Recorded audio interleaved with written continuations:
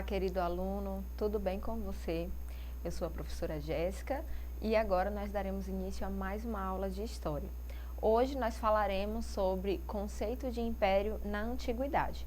E para começar a nossa reflexão de hoje, nós vamos falar sobre o que é um império, né? E vamos começar então com essa definição e esse conceito. Império é uma palavra que indica um estado que é governado por um imperador ou uma imperatriz. Pode indicar também um território vasto, grande, expansivo, né, que é composto por várias nações, povos que professam diferentes religiões, falam idiomas distintos, mas que vivem sob a liderança de um mesmo imperador. Entendido? Temos aí vários exemplos de antigos impérios.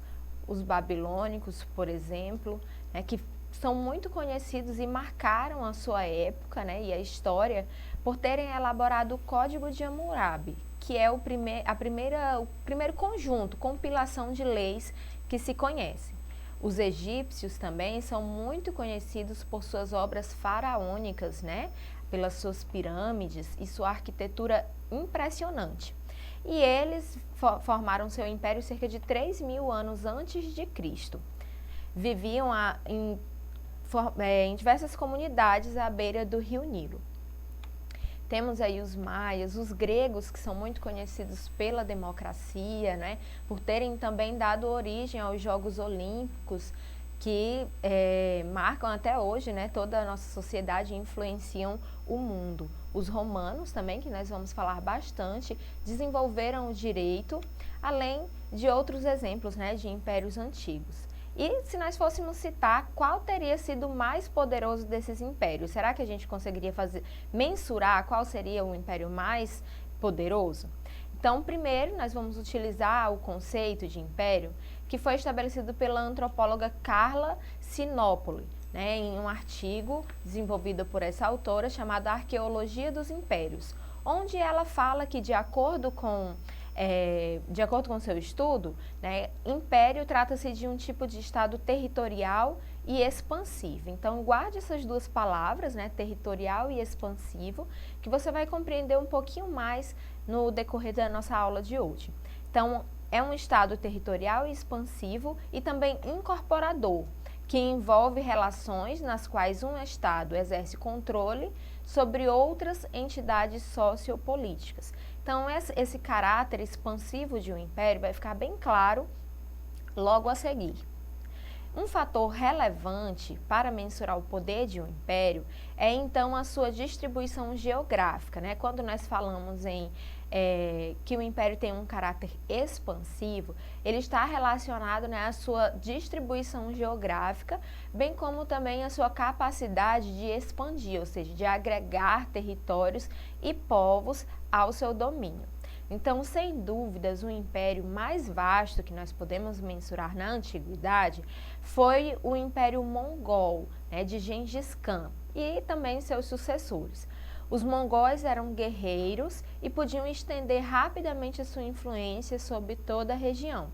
E segundo alguns autores, em termos de tamanho, a Mongólia vence, né, de todos os impérios e seria seguida da Rússia, da China e de alguns outros impérios. Nós temos aí, inclusive, no mapa, uma comparação entre o Império Mongol e o Império Romano, onde você pode observar que, em se tratando de extensão territorial, fica bem claro, né, que o Império Mongol, sem dúvida, foi um império de grandes proporções até bem maiores que o Império Romano, que é um dos mais famosos, né?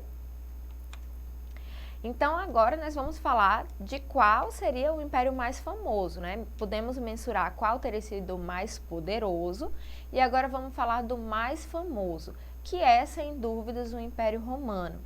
Esse é o mais famoso da história.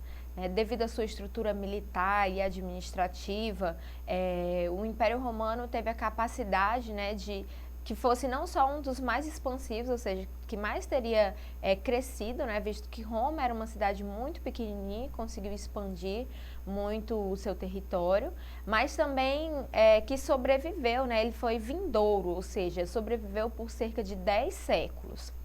Então, à medida que Roma expandia a sua influência sobre cada vez mais áreas, também suas instituições políticas se mostravam resilientes. Como assim, professora, resilientes? Queremos dizer adaptáveis, pois eles permitiam incorporar, né, as populações diversas, inclusive estabelecendo aí uma troca entre as questões culturais, né, desses povos, doando elementos culturais a outras culturas, mas também absorvendo elementos que faziam parte de outras culturas. Então isso torna o Império Romano flexível, né, e adaptável, e essa foi uma característica que marcou aí e talvez tenha sido uma das suas características, né, e habilidades de ter sobrevivido cerca de 10 séculos. Então, o Império Romano, que é considerada a maior civilização da história ocidental, começou cerca de 27 a.C. e teria terminado 476 depois de Cristo. Né? Estendia-se do rio Reno para o Egito e chegava até a Grã-Bretanha da Ásia Menor. Então, assim, ele conectava a Europa, a Ásia e a África. No sistema político de um império, né, do Império Romano, não seria diferente, o poder político estava concentrado na figura do imperador, sendo que nós podemos indicar aí como o primeiro imperador, né, desse império, Otaviano Augusto, e o último imperador que teria sido Constantino XI. Bom, até 117 depois de Cristo, cerca de 6 milhões de quilômetros quadrados estavam sob o domínio do Império Romano. E, né, em toda essa extensão territorial também, nós podemos indicar aí uma estimativa de 6 milhões também de habitantes, né, que estavam sob o domínio desse império. E tinha como suas características principais ser comercial, né, então a sociedade romana era essencialmente comercial, escravizava os povos conquistados, o controle das províncias era feito por Roma, era um estado politeísta, ou seja, né, cultuavam vários deuses, que mais lá na frente, no final já desse império, a gente vai ver que vai ser uma questão delicada e uma problemática nessa sociedade, né, o politeísmo. O governante tinha cargo vitalício, ou seja, ele governava por toda a sua vida, né, até a morte, e depois o seu poder passava para o seu sucessor. E a extensão territorial era obtida por conquistas ou golpes militares, né? Então, eles invadiam outras cidades, né, e tomavam à força, através da guerra, as áreas territoriais desses outros povos. Então, vamos aqui elencar alguns dos imperadores romanos, né, começando por Otaviano Augusto, como eu já citei, que teria sido o primeiro e teria sido responsável por agregar muitos territórios ao Império Romano. Né? Temos aí o imperador Cláudio, Nero, Tito, Trajano, Adriano, né, que teria marcado a história de Roma por conseguir conter muitos bárbaros. Os bárbaros, você deve lembrar da nossa aula anterior, que eram todos aqueles povos que não eram romanos. Então, todos aqueles que não faziam parte, né, não tinham nascido em Roma, eles eram considerados bárbaros. Temos aí alguns outros imperadores, Diocleciano, Constantino, Rômulo Augusto e Constantino XI, que, como eu disse, teria sido o último imperador romano, né? E teria morrido defendendo a cidade em guerra contra o ataque de turcos. O Império Romano, ele ganhou grandes proporções, né? Conseguiu expandir muito sua área territorial, e para que o imperador tivesse uma melhor administração, ou seja, para que ele fosse melhor administrado, sentiu-se a necessidade de uma divisão do Império Romano, em Império Romano do Ocidente, né, onde a sua capital era Roma, e o Império Romano do Ocidente, onde a capital era Bizâncio. Bom, essa divisão, ela não significava uma divisão, né, do Estado, mas apenas uma divisão administrativa, como já mencionado. E uma das estratégias para que os romanos conseguissem administrar melhor esse território, né, que era grande, como já mencionado, e quanto maior um território, mais custos e mais trabalho, com certeza, maior será a dificuldade em administrá-lo. Então, os romanos, eles também criaram estratégias para melhor manter a paz, né, e toda essa estrutura que era grandiosa. E aí nós vamos falar então da política de paz dos romanos, que é mais conhecida como Pax Romana, que é importante destacar, né, que ao longo de todos esses séculos de existência, a política de paz foi muito importante, né? O primeiro imperador romano, Otávio Augusto, para administrar a imensidão de territórios dominados, ordenou que o exército protegesse as fronteiras e mantivesse os povos dominados sob total controle, ou seja, evitando ataques e evitando choques desnecessários. Essa decisão de Otávio Augusto para garantir a prioridade na proteção interna do Império Romano em detrimento de conquistar novos territórios, né, consequentemente, os soldados interrompiam aí os seus ataques a povos inimigos. E dessa forma, houve cerca de 250 anos aí da chamada Pax Romana, ou seja, era um trato amigável entre os romanos e aqueles seus inimigos. Em 27 a.C., o imperador Otávio Augusto assumiu a política romana com o título de O Venerável, de forma contrária ao seu antecessor, teria sido Júlio César, que era um ditador, né, governou conjuntamente com o Senado e o serviço militar. Então, destaca-se ainda desse período o auge do desenvolvimento da literatura e da arquitetura romana. Então, Otávio Augusto ele teria ficado marcado então na história de Roma como o Venerável, justamente, né, por sua postura aí de determinar, inclusive a Pax Romana, né, um governo mais flexível.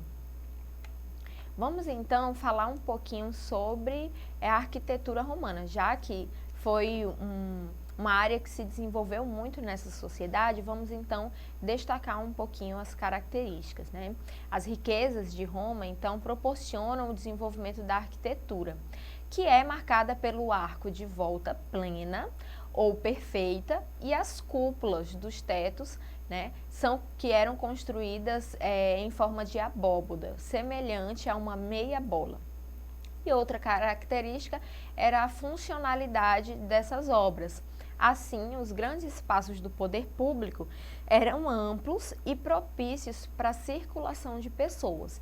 E aí nas fotos nós temos algumas imagens, né, de estruturas importantes de Roma, que são preservadas até hoje, né? Temos aí o Coliseu, que era um anfiteatro do século I, que é situado em Roma, né? E a sua construção teria durado 6 anos.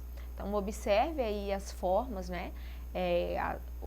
Os arcos que marcam todas essas construções, que eram chamados de volta plena ou perfeita.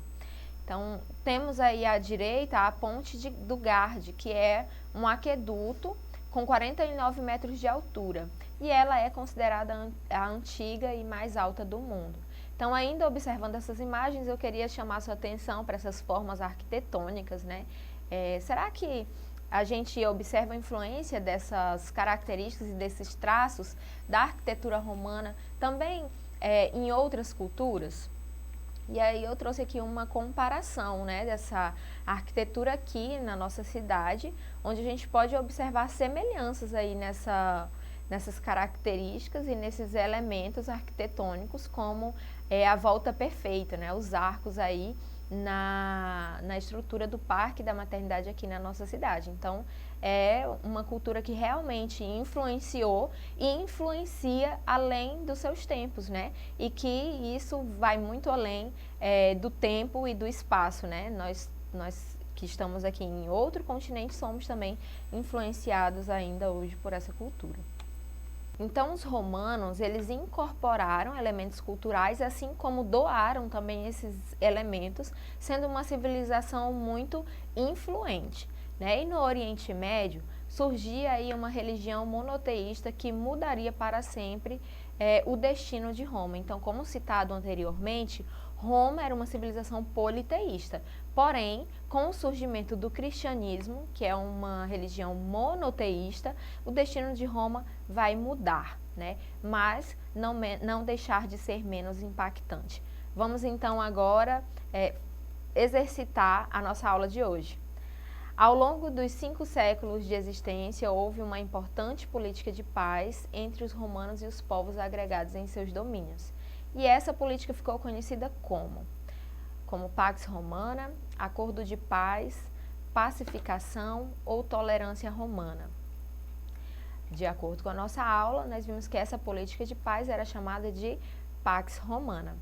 É isso, querido aluno, eu espero que você tenha gostado da aula de hoje e tenha absorvido muito conhecimento. Lembre de acessar a plataforma Educa e conferir as suas aulas. Muito obrigada, tchau, tchau.